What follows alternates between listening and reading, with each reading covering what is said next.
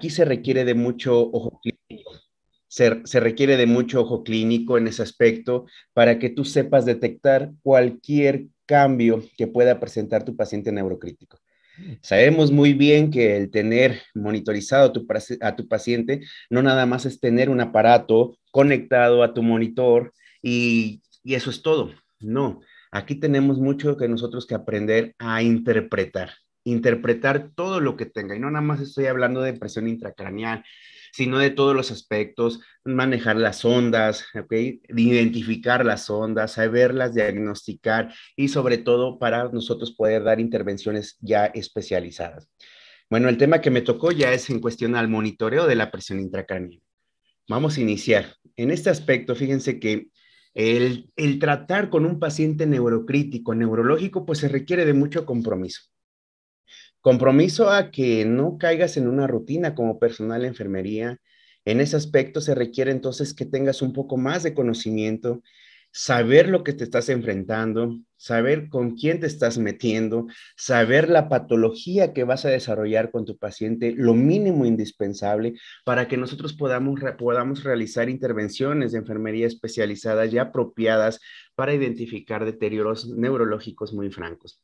Si tú no tienes esto mínimo necesario, compañeros, es como si estuviéramos atendiendo a nuestro paciente neurocrítico de manera ciegas. No vamos a poder identificar cambios, algún deterioro que está en nuestras manos identificar. Recuerden que en neurología siempre existen dos daños, uno lo que es la lesión primaria y otro lo que es la lesión secundaria. En este aspecto, la lesión primaria es la que sucede y la que a veces no podemos realizar o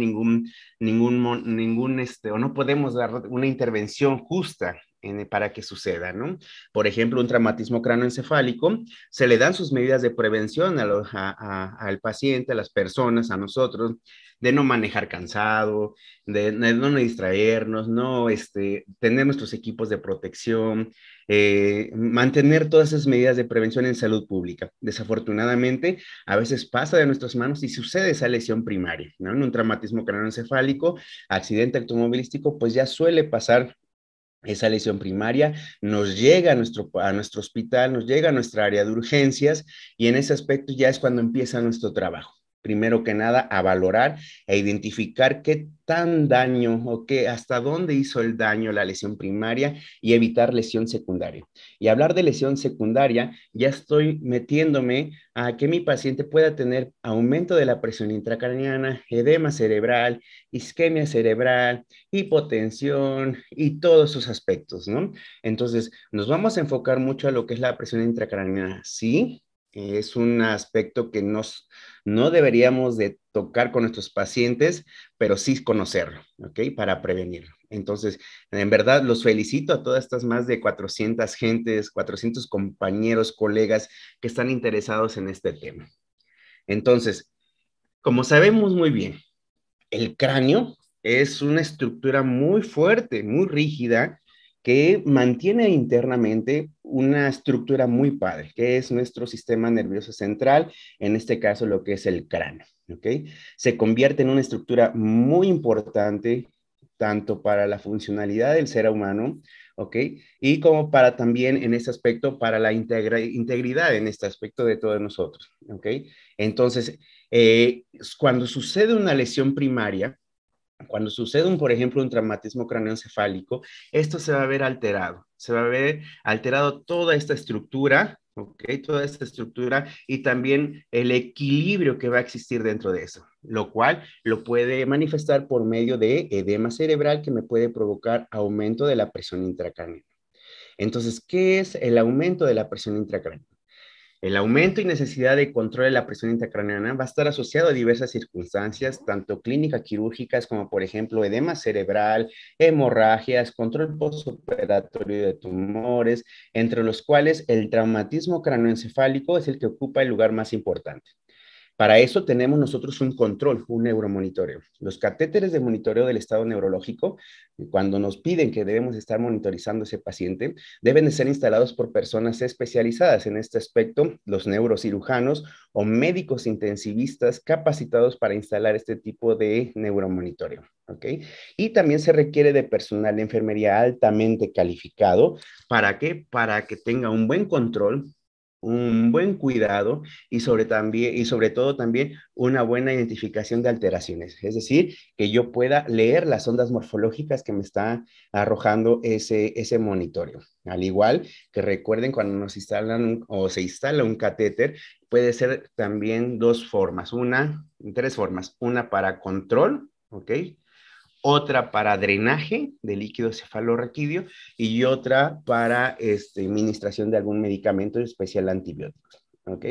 Entonces, para eso nosotros tenemos que estar capacitados y para tener un cuidado especializado en estas circunstancias.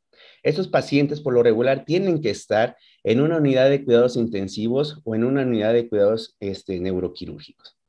¿Qué es la presión intracraneana entonces, compañeros? La presión intracraneana es la medida de la presión que se va a encontrar, ¿ok? Dentro de la cavidad craneal que nos va a dar origen al resultado de la interacción entre el cráneo y su contenido. Y si yo hablo que es el cráneo y su contenido, estoy refiriéndome a lo que es el líquido cefalorraquídeo, a lo que es el encéfalo y a lo que es a la sangre, sabiendo que el encéfalo ocupa el mayor porcentaje, un 80%, el líquido cefalorraquídeo el otro 10%, y la sangre el otro 10%, tanto arterial como venoso. Y va oscilando de acuerdo a la literatura que ustedes vayan consultando los valores normales. Yo les podría decir que una PIC normal de una persona adulta va oscilando entre 7 a 15 milímetros de mercurio. Es decir, tú que estás atrás en la computadora, tu presión intracraneana va oscilando entre esos parámetros. En un paciente neurocrítico puede ir oscilando, ¿ok? Hay una compliance. Esa compliance puede extenderse hasta 20 milímetros de mercurio.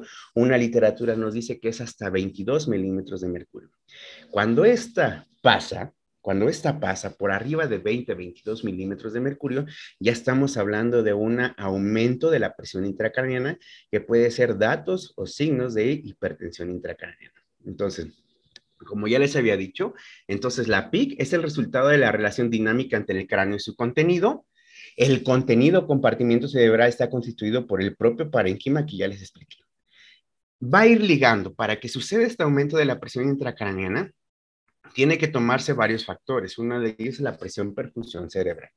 Esto se define como la diferencia entre la presión arterial media y la presión intracraneana. Entonces, el cerebro en condiciones normales va a autorregular su flujo sanguíneo para proporcionar un flujo constante independientemente de la presión arterial, mediante la alteración de la resistencia de los vasos sanguíneos cerebrales. Entonces, en ese aspecto, la PIC es una variable, la cual es una variable del monitoreo neurológico intensivo especializado y que tiene que ser observada en el paciente grave que contenga alto riesgo de elevación de esta, sospecha y también para diagnóstico oportuno de la hipertensión intracraneal.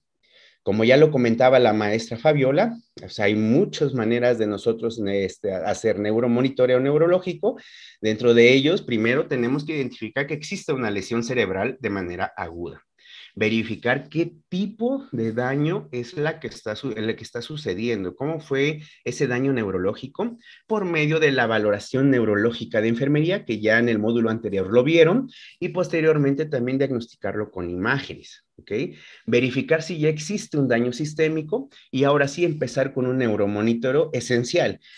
Monitoreo de la presión arterial, de la saturación, del CO2, de la temperatura y de la glucosa, sabiendo bien que manteniendo una buena neuroprotección o una buena hemodinamia cerebral, yo tengo que mantener saturación por arriba del 93% en un paciente neurocrítico, ¿ok? La glucosa tiene que estar entre 80 a 140, una literatura nos marca hasta 180 miligramos sobre decilitros. La temperatura tiene que estar inferior a 37,5 por arriba de 35,5, ¿ok? Recuerden que el cerebro tiene un grado más todavía de calor, es decir, si mi temperatura corporal es de 36, mi cerebro automáticamente es un grado más, tendrá como 37 grados de temperatura, ¿ok? Entonces, todo eso lo tengo que estar manejando, tengo que monitorizar ese aspecto. Ahora bien, si yo manejo todo eso, compañeros, voy a mantener hemodinámicamente estable, hablando cerebralmente, y por ende voy a tener una buena presión perfusión cerebral, una presión arterial, perdón, un flujo sanguíneo cerebral aceptable y por ende mi presión intracraniana va a estar dentro de los parámetros normales. Si existe un riesgo de que mi paciente pudiese presentar una elevación de la presión intracraniana, pues ya tengo que entonces tener un monitoreo un poco más constante, a lo mejor invasivo. Hay mucha, hay mucha tecnología para hacer monitoreo o darnos una idea de que hay aumento de la presión intracraniana, ¿ok? En las cuales tenemos oximetría cerebral, ¿ok? El Doppler transcraneal, vamos a verificar la vaina de la vaina óptica, que son procedimientos no invasivos. Cuando son los invasivos, que es el gol estándar, es la colocación de de un monitor intraventricular, que ese es el más ideal para medir la presión intracraniana. Entonces, eso ya son procedimientos invasivos. Tengo que estar yo vigilando y verificando cuando se tiene que escalar ese tipo de neuromonitoreo. Y si yo requiero saber un monitoreo ya más un poco metabólico para saber algunas sustancias que tiene mi cerebro, como oxígeno, glucosa, etcétera, tengo que ya utilizar, por ejemplo, la microdiálisis cerebral, a lo mejor el bulbo de la yugular, ¿ok? Un sistema que se llama NIRS, todo eso lo manejamos aquí aquí en México y en diferentes hospitales. Hay hospitales que ni siquiera tenemos esa tecnología, pero hay otros hospitales de alta especialidad que sí se mantiene todo ese tipo de neuromonitoreo, principalmente hospitales particulares, ¿no? Entonces, y otros estudios para saber ondas cerebrales, como el electroencefalograma, que es uno de los más básicos, ¿no? Entonces, todo esto nos va a ayudar a integrar un diagnóstico y posteriormente ya dar un plan terapéutico. En nuestro caso sería un plan de intervenciones especializadas. Entonces, conocemos el modelo tradicional de neuromonitoreo y el modelo ideal. Me voy a centrar un poco en lo que es el modelo ideal. Sería lo importante que tuviéramos todo lo que les acabo de comentar anteriormente, ¿no? Principalmente para monitorizar presión intracraniana y para monitorizar todo el metabolismo cerebral, desde la glucosa, el lactato, glicerol, glutamato con la microdiálisis cerebral. Muchas veces no lo tenemos. Entonces, si no lo tenemos, no voy a exigir a lo mejor algo que es muy caro, porque lo neurológico, el monitoreo neurológico sí es un poco caro. Entonces, no con esto digamos que no puedo valorar o que no puedo monitorizar a mi paciente. Sí lo podemos monitorizar o darnos una idea. ¿Cómo? Con la valoración neurológica de enfermería que ya les enseñaron, ¿no? Valorar estados de conciencia, pupilas, presión arterial, signos vitales, nervios craneales, ¿no? Entonces, ahí nosotros nos podemos dar una idea de cómo está o cómo puede estar el deterioro neurológico e identificar a lo mejor datos de alarma de la presión intracraneal. Entonces, estos serían el modelo tradicional y el modelo ideal. ¿Cuáles son las bases del monitoreo de la PIC? Viene desde les podría decir desde los años 70, 60, ya empezaron a ver el monitoreo de la presión intracraneana.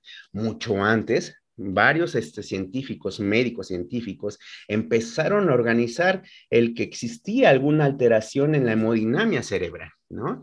Fíjense que en esta imagen les presento cuando ya se empezó a monitorizar la presión intracraneana, ¿ok? Se empezó a monitorizar con la colocación de un dispositivo invasivo y con este se empezaba ya a monitorizar la presión intracraneal. Entonces, una de las técnicas, uno de los objetivos, los cuales es importante monitorizar, es más que nada para identificar alteraciones en la fisiología cerebral e intervenir de manera oportuna para prevenir una lesión secundaria. Eso siempre hay que llevar.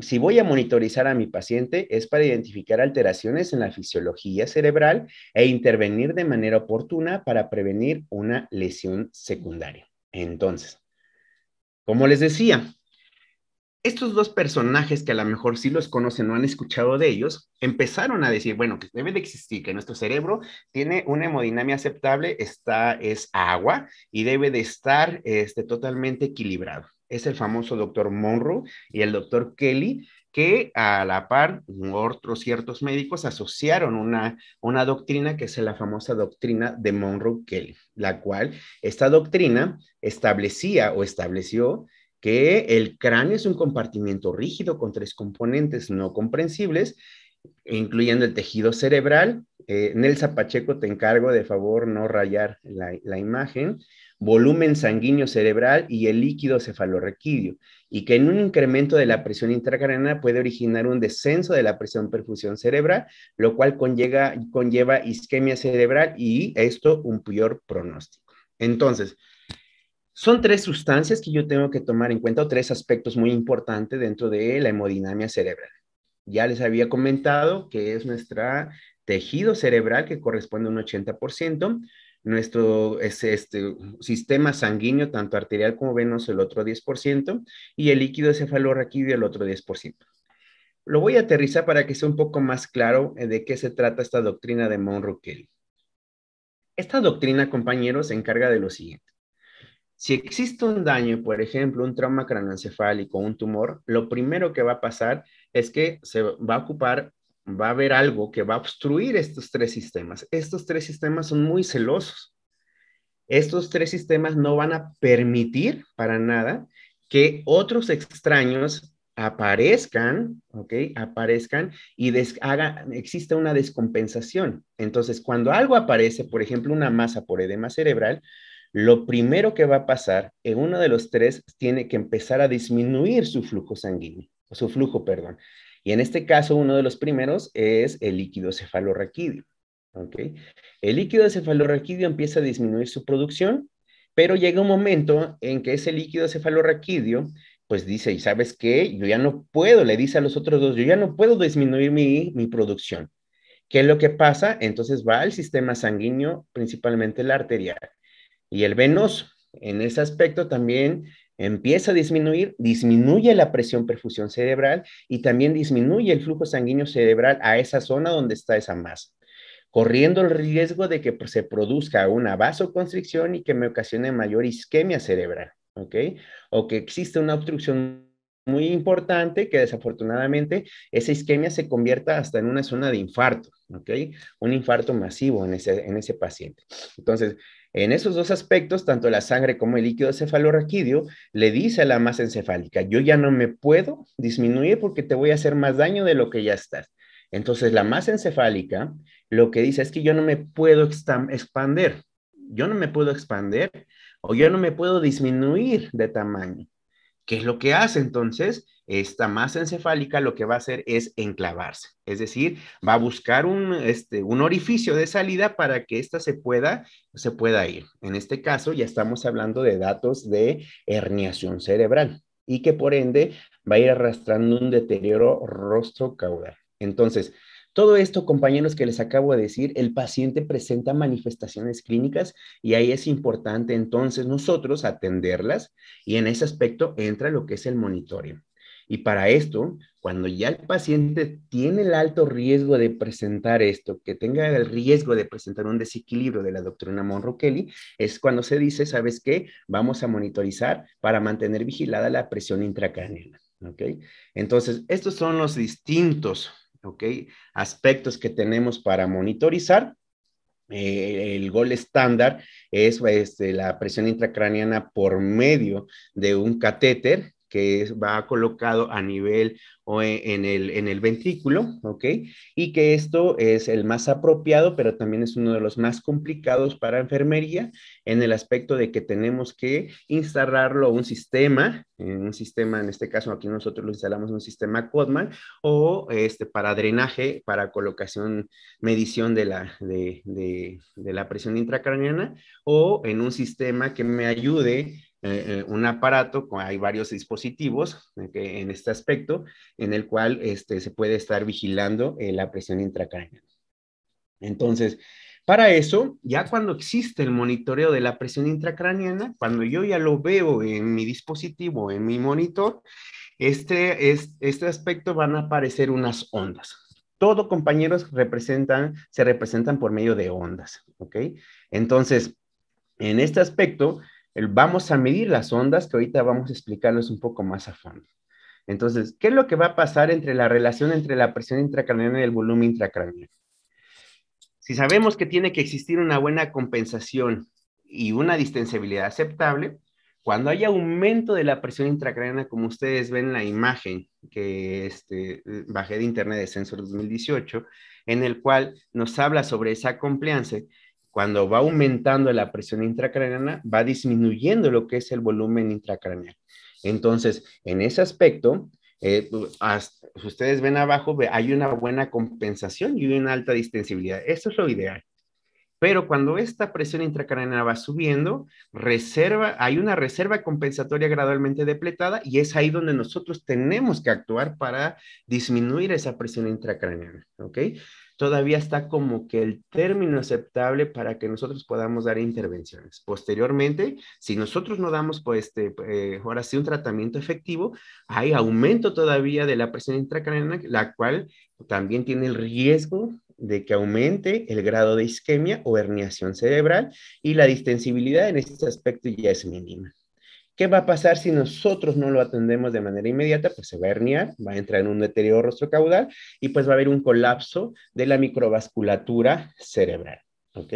Entonces, esto es lo que va a pasar entre la presión intracraneana y el volumen intracraneal que ya lo vimos, ¿no? En cuestión al líquido cefalorraquídeo, al flujo sanguíneo, tanto arterial como venoso, como a nuestra masa encefálica. Ahora bien, ¿cuáles son las indicaciones de monitoreo? Pues son muchísimas, ¿no? Son bastantes en el aspecto de que también hay mucho médico, aunque la literatura nos dice es esto, esto y esto, pero hay médicos que nos dicen no importa, vamos a hacerlo, ¿ok? Entonces, hay unas guías que nos dicen, a ver, vamos a hacer esto, ¿no?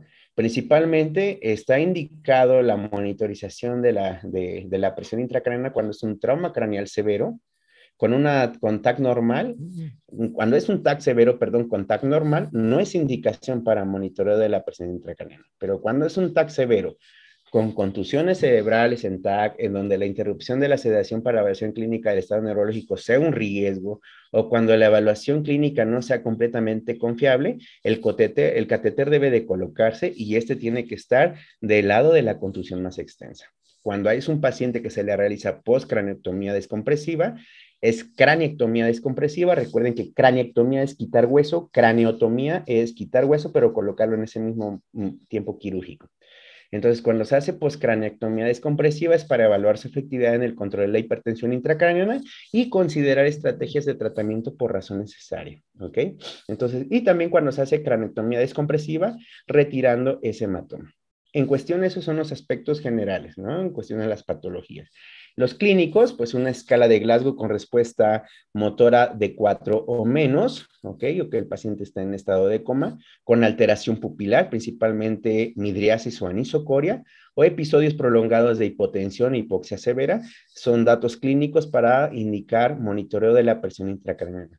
Y los radiológicos, cuando tenemos un ataque de cráneo con cisternas basales comprimidas o obliteradas, que tiene un daño difuso grado 3, cuando hay desviación de la línea media, ¿ok? Mayor, alguna literatura nos dice mayor a 3 milímetros, otra mayor a 5 milímetros, con grado difuso, daño difuso grado 4, ¿ok? O cuando la desviación de la línea media sea mayor que el espesor del hematoma extraxial, o hematomas extraxiales, lesiones parenquimatosas que me pueda provocar contusiones hemorrágicas o edema. Todos estos, compañeros, son indicaciones de monitoreo radiológico, ¿ok? Entonces, en el aspecto de que otras indicaciones para el monitoreo, pues principalmente es el TAC grave, ¿ok? La lesión cerebral traumática grave, edema cerebral posoperatorio o un accidente cerebrovascular, ya sea isquémico hemorrágico, a una neuroinfección, principalmente encefalitis o meningitis, hidrocefalias, post-RCP prolongado o cualquier acontecimiento encefálico que pueda resultar en hipertensión intracraneana con o sin alteración de la conciencia o cuando existe hemorragia subaracnoidea espontánea. Entonces, otro tipo de indicaciones para monitorización de la PIC son aquellos pacientes con lesión cerebral focal o difusa en fase aguda, sin indicación de cirugía inmediata que cumplan uno de estos tres criterios. Uno, Glasgow menor a 8 por maniobras de resucitación, caída de 2 puntos en el intervalo de 3 horas en los exámenes seriados, principalmente de la escala de coma de Glasgow, ¿ok? Y la necesidad de sedación analgesia por otro problema clínico que imposibilita el acompañamiento del nivel de conciencia. Entonces, hay varios distintos tipos de catéteres, ¿ok? Los cuales nos dicen que sirve para el monitoreo. Ya les había dicho, tenemos el intraventricular, ¿ok? El intraventricular, como ya les comentaba también, que es el patrón de oro, ya que permite tratar la hipertensión intracraniana y es el método más sencillo, más barato, que lo que va a pasar se coloca a través de un trépano precoronal, preferentemente en el hemisferio con más lesiones radiológicas, ¿ok? Y este puede existir un gradiente de presiones intrahemisférico. Su principal problema, desafortunadamente, pues es el alto riesgo de infección, especialmente en aquellos catéteres que se mantienen más de 5 días. Hay literatura que nos marca que aumenta hasta el 20% de riesgo de infección, ¿ok? Entonces, por lo que es conveniente para el cirujano tunelizarlo lo más alejado posible a la incisión para minimizar este riesgo. Posteriormente tenemos lo que es el intraparenquimatoso. Este puede colocarse a la cabecera del paciente en la propia unidad de cuidados intensivos. Cabe mencionar que el intraventricular se debe de colocar en una área quirúrgica, es decir, una sala de quirófano. El intraparenquimatoso puede colocarse en la cama del paciente. Si todos se quisieran colocar en un quirófano, pues sería lo ideal, ¿no? Disminuye los riesgos de infección. Entonces, la diferencia entre el intraventricular e intraparenquimatoso es que a diferencia del resto de los dispositivos que estamos viendo, estos dispositivos pueden ofrecer más datos que el API, como la temperatura cerebral, ¿ok? Su inserción viene siendo muy similar, ¿ok? Al intraventricular, y aunque tienen menores complicaciones, pues este no permite drenar desafortunadamente el líquido cefalorraquídeo. Y una vez implantado, conviene recalibrarlo las más veces posibles para evitar daño en su fibra óptica. Desafortunadamente, es el que menos podemos utilizar, ¿no? También tenemos el subaracnoideo, reduce el riesgo de sangrado. Esto nos ayuda a no penetrar, o esto es porque no se penetra lo que es el parénquima, ¿ok? Pero presenta muchos artefactos, ¿ok? En las lecturas que ofrece, por lo que actualmente, pues desafortunadamente casi no se usa. Aquí en neurología casi no utilizamos para este tipo de dispositivos, ¿no? Entonces, y el epidural es muy poco invasivo, pero suele sobreestimar, la verdad, valores absolutos. ¿Por qué? Porque pues el paciente se mueve, entonces se pueden cometer muchas iatrogenias, ¿ok? Al tratar situaciones de hipertensión intracraneal falsas. Entonces también no, si no hay que utilizarlo, pues no lo podemos utilizar. Si les dicen, ¿sabes qué? Vamos a monitorizar, ustedes como personal de enfermería sugieran lo que es el catéter intraventricular, que es uno de los más aceptables y los más, ahora sí, ideales para el neuromonitoreo. Y aquí están los distintos tipos de catéteres que presentamos, ¿ok? Entonces, un catéter intraventricular, como ya les había dicho, una de las desventajas es que es una técnicamente difícil, tiene alto riesgo de hemorragia, riesgo de infección y riesgo de obstrucción, pero pues mide la presión global, un drenaje terapéutico de líquido cefalorraquídeo y una calibración en vivo, ¿ok? En cambio, el intraparenquimatoso, pues ya es fácil de implantar, baja tasa de complicaciones e infección, ¿ok? Y estos son los sistemas de monitoreo de la presión intracraneana, son sistemas de acuerdo a lo que más utilizamos aquí en México, como por ejemplo el monitor Camino, ¿ok?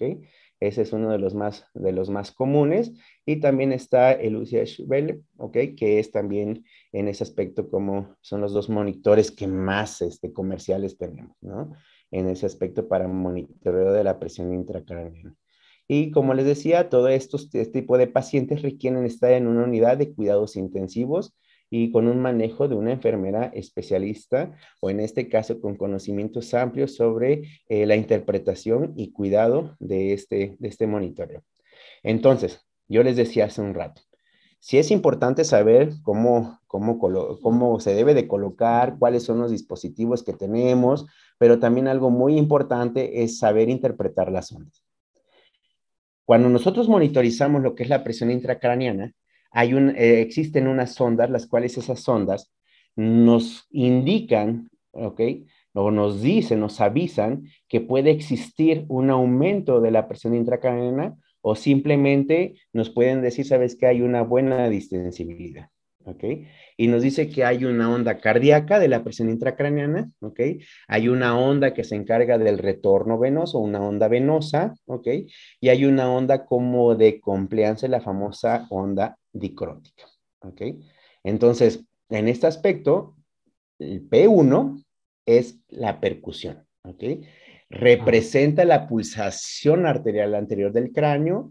Esta tiene una mayor amplitud en relación a las otras en condiciones normales de complacencia. Es decir, P1 es la onda, cómo se expande la sangre, ¿ok? Cómo llega la sangre a nuestro parénquima cerebral, ¿ok? El P2 es cómo se distiende, cómo se distiende en todo lo que es la cavidad craneana, es la distensibilidad intracraneal, ¿ok? Y el P3, que es la onda dicrótica, ya es cómo se va a distender o a hacer un retorno en ese aspecto, ¿ok? Entonces, esto es lo ideal, que P1 siempre tenga que estar por arriba de P2 y P3. Eso es lo normal, ¿ok? Esto me está hablando de que tenemos una hemodinamia cerebral aceptable, ¿ok? Pero ¿qué pasa si tenemos un P2 elevado? Esto nos quiere decir que tenemos un cráneo ya con baja distensibilidad. Cuando P2 está por arriba de P1, quiere decir que hay un cráneo con baja distensibilidad, hay una onda de alta presión, por lo cual mi paciente me está diciendo, tan solo este monitoreo, que el paciente tiene alto riesgo de presentar o está presentando aumento de la presión intracraneana, ¿ok? Puede ser, compañeros, se los digo por experiencia, que P2 esté por arriba de P1, manteniendo un parámetro de la presión intracraneana dentro de los valores normales, es decir, de 7 a 20, ¿ok? En un paciente neurocrítico. ¿Qué es lo que tenemos que corroborar siempre? Primero que nada, ver cómo está conectado, calibrarlo de nuevo. La clínica de mi paciente también tenemos que checar si no hay cambios pupilares, si no hay alteración del estado de conciencia, ¿ok? Si yo veo que está todo eso correctamente, quiere decir entonces que está en riesgo de presentar una hipertensión intracraneal a mi paciente, aunque mi PIC esté dentro de los parámetros normales, es decir, el valor.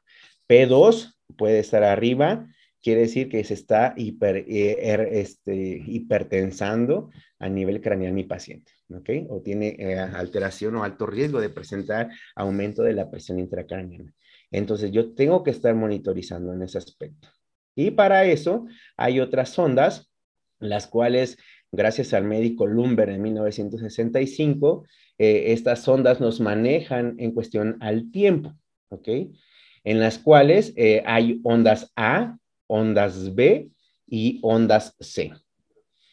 Las que menos queremos o las que más odiamos nosotros como enfermeros neurólogos son las ondas A, ¿ok? Las ondas A o las famosas plateo son elevaciones de la presión intracraneana, las cuales se están manteniendo por arriba de más de 5 a 20 minutos. Y estas son de gran amplitud, que pueden llegar hasta 50 o 100 milímetros de mercurio, ¿ok? Entonces, se pueden presentar tanto en pacientes superneurocríticos como en pacientes que están desencadenando o están pasando a ese deterioro neurológico, ¿ok? Entonces, y que desafortunadamente pueden ser hasta pacientes asintomáticos. Entonces, yo tengo que estar checando siempre la clínica de mi paciente. Estas ondas A son las más agresivas, o pueden ser hasta las más mortales, ¿ok? Si mi paciente mantiene por mucho tiempo la presión intracraneana por arriba de 20, 22, ojo, ese paciente se me puede deteriorar neurológicamente, hacer un deterioro retrocaudal y fallecer, ¿no? Entonces me puede acompañar hasta una muerte encefálica si yo no hago un tratamiento o unas intervenciones especializadas. En cambio, las ondas B, estas son de amplitud de entre 20 y 50 milímetros de mercurio, ¿ok? El tiempo va oscilando, una literatura nos dice de 1 a 2 minutos, otra de 1 a 3 minutos de duración, y si no detectamos a tiempo esto, estas pueden progresar muy rápidos a ser sondas A, ¿ok? Y se relacionan siempre con las variaciones del flujo sanguíneo cerebral fisiológico o el patológico. Y las ondas C, pues no son ondas patológicas, ¿ok? Son ondas con amplitud menor a 20 milímetros de mercurio y duración inferior a 5 minutos, consecuencia de la transmisión, pues, de las ondas en cuestión a la presión arterial. Y estos principalmente o se ven alterados o se ven manifestadas estas ondas C por maniobras vagales. A lo mejor cuando estamos aspirando al paciente, ¿ok?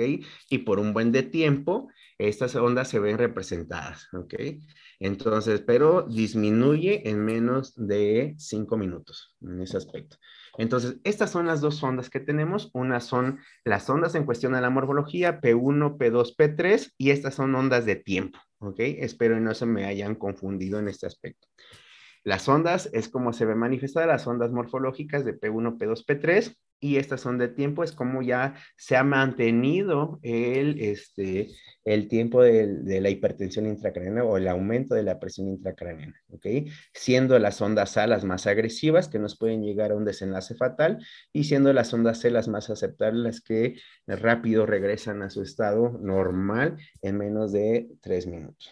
Entonces, para eso, compañeros, yo tengo que entonces, ya que estoy monitorizando mi presión intracraneana constantemente, pues realizar valoración neurológica. Y aquí siempre es valoración neurológica cada 15, 30 minutos o puede ser horaria dependiendo de tu institución, ¿no? Nosotros aquí en el Instituto Nacional de Neurología valoramos al paciente neurocrítico cada 30, cada hora, ¿ok? Dependiendo. Si es neurocrítico como tal, cada 15 minutos lo estamos valorando. Y tenemos que estar cuidando varios aspectos, tanto a nivel respiratorio, más que nada cuando ya está con datos ya de hipertensión intracraneana. Si el paciente se requiere intubación, pues tengo que mantenerlo bien sedado, con buena analgosedación. Recuerden que cambió la frase, en vez de sedanalgesia, ahora es analgosedación. Entonces tengo que tenerlo con analgesia aceptable, sedación aceptable, no más de 72 horas, verificando siempre que haya reducido los datos de hipertensión intracraneana, ¿ok? Y para eso yo tengo que manejar bien la presión intracraneana, ¿ok? Los parámetros y el monitoreo constante. También liberar lo menos que se pueda en cuestión de la ventilación mecánica, perdón, mantener ventilación mecánica protectora a nivel neurológico, eso me va a ayudar de mucho, ¿ok? Entonces, uno de los aspectos que yo tengo que tomar en cuestión del control de la vía aérea es elevación rápida de la presión, el aspirar secreciones constantemente, pues me ayuda a elevar rápida la presión intracraneana, por lo cual tengo que siempre escultar en este aspecto mi vía aérea, ¿ok? No aspirarlo por aspirar, no aspirar por rutina. Entonces, el edema pulmonar neurógeno es una complicación importante cuando un paciente tiene hipertensión intracraneana, la cual pues se ve manifestado por abundantes secreciones bronquiales, que no es posible desafortunadamente aspirar con eficacia, lo cual me aumenta el índice de mortalidad. Realizar controles gasométricos para mantener un buen control ventilatorio y se deben evitar, recuerden bien, la hipoxemia, la hipercapnia que pueden agravar la hipertensión intracraneal y por ende agravar el daño cerebral, ¿ok? Entonces, un paciente con hipertensión intracraneana, con ventilación mecánica, con un daño neurológico muy importante, una de las complicaciones a nivel ventilatorio es las atelectasias, ¿ok? Hay que tener mucho cuidado con eso. Otro punto muy importantes a nivel cardíaco, el control hemodinámico, siempre mantener constantes vitales aceptables, objetivas, ¿ok? La literatura nos puede decir mantener TAM perfusoras de 80 a 140, ¿ok?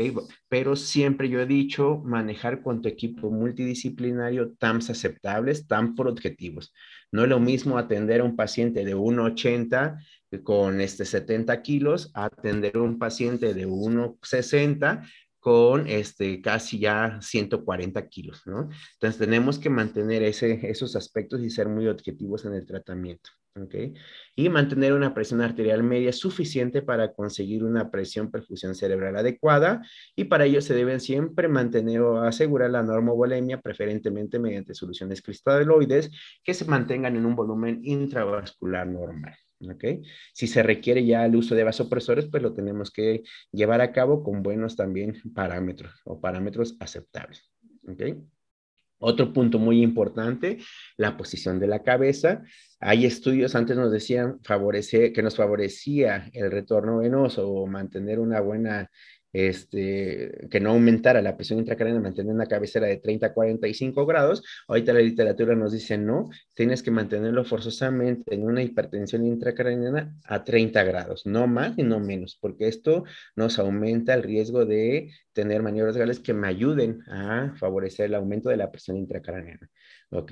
Entonces la cabecera elevada y todas las medidas de neuroprotección que ya sabemos, mantener buena neurocsedación, la temperatura ideal y que no presente mi paciente algún tipo de crisis epilépticas. ¿Ok? Esta es la valoración neurológica que ya me imagino que les enseñaron, valoración del estado de conciencia, valoración pupilar, signos vitales, exploración de los nervios craneales, función motora y función sensitiva de mi paciente neurocrítico en ese aspecto. Todo esto, compañeros, me va a ayudar a mantener un buen monitoreo de mi presión intracraneana. ¿Okay? Entonces, desafortunadamente, cuando tenemos un dispositivo invasivo, tenemos alto riesgo de tener riesgos muy importantes que puedan deteriorarse o puedan complicar la estadía de mi paciente hospitalizado neurológico, ¿no? Entonces, una de ellas, pues, es la neuroinfección, sangrado, la falla de estos dispositivos, ¿no? Pero también tiene ventajas en cuestión a que me puede alertar sobre la necesidad de realizar un estudio de TAC o de imagen antes de lo previsto, me puede ayudar a permitir establecer pautas sobre los niveles de manejo de la presión intracraneana, me alerta también sobre disminuciones de la presión perfusión cerebral, en la cual esto me va a ayudar a evitar un daño secundario y evita la realización de una cranectomía innecesaria. Entonces, como conclusión, antes que nada, pues tenemos que tratar la hipertensión intracraneana de manera oportuna, ¿ok? Para esto se requiere de un conocimiento profundo de la fisiopatología cerebral y de la monitorización de la presión intracraneana. Desafortunadamente, los errores de la medición o los errores de la medición de esta presión intracraneana pueden llevar a consecuencias indeseables, de causas, la verdad, que nos pueden cometer iatrogenias muy importantes, y para eso pues se requiere entonces tener el conocimiento vasto y necesario para mantener el monitoreo de la presión intracraneana. Entonces, el adecuado pues, registro de esta presión intracraneana es fundamental para diagnosticar el aumento de esta, ¿ok? Y pues que resulta muy importante para nosotros como personal de enfermería saberlo. Entonces, el neuromonitoreo posee el potencial de proporcionar tempranamente información sobre el inicio de alteraciones cerebrovasculares, podría facilitar las intervenciones y vigilar su impacto y a pesar de presentar limitaciones de una herramienta valiosa para evaluación de la hemodinamia y la fisiología cerebral. Es un código QR donde pueden encontrar mucha bibliografía. Si ustedes pueden tomarle una foto o escanearla, viene mucha bibliografía sobre neuromonitoreo, presión intracraneana y hipertensión intracraneana. Hasta edema cerebral vienen unos artículos. Pueden escanearlo y ahí viene mucha información sobre ese aspecto. ¿Ok? Entonces, recuerden mucho cuando tenemos a nuestro paciente ya con este tipo de dispositivos en esta unidad de terapia intensiva, pues que estamos tratando una enfermedad. Ganas, pierdas, tratas a una persona y si tratas una enfermedad, ganas, pierdes, ¿ok? Pero si tratas a una persona, te garantizo que siempre ganarás, sin importar el resultado. Entonces, siempre, compañeros, de ser empáticos con nuestros pacientes y no ponernos en su lugar, simplemente tratar a esa persona como lo que es, ¿no? Un ser humano, pues, que tiene una vida, por ejemplo, ese paciente que es joven. Entonces, siempre detectar y verificar cualquier complicación que pudiese tener nuestro paciente neurológico, ¿ok? Hablamos hoy de monitoreo de la presión intracraneana, sí, es bueno, pero cuando ya existe hipertensión ya es una complicación que debemos de evitar en la mayoría de lo posible. Sí, la verdad me dio mucho gusto estar con ustedes. Muchas gracias. Dejo mis medios de contacto por si tienen alguna duda o que puedan complementar nuestra participación. Estamos a la orden. ¿Ok?